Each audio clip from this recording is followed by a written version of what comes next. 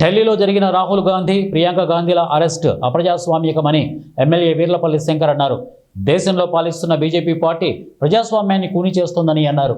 BJP పార్టీకి అనుకూలంగా ఉన్న ప్రాంతాల్లో దొంగ ఓట్లను పెంచుకొని దొంగ గెలుపు సాధించారని అన్నారు.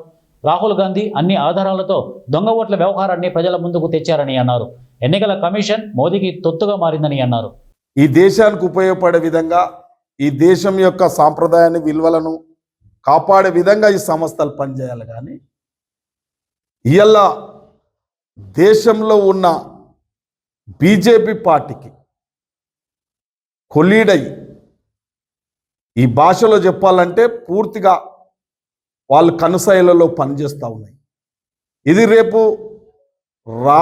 ఈ స్వయం ప్రతిపత్తి సంస్థలకే మనుగడ లేని పరిస్థితికి వస్తూ ఉన్నాయి. రోజు రోజుకు ప్రజాస్వామ్యాన్ని కూని చేస్తూ ఉన్నాయి ఈ సంస్థలన్నీ కూడా.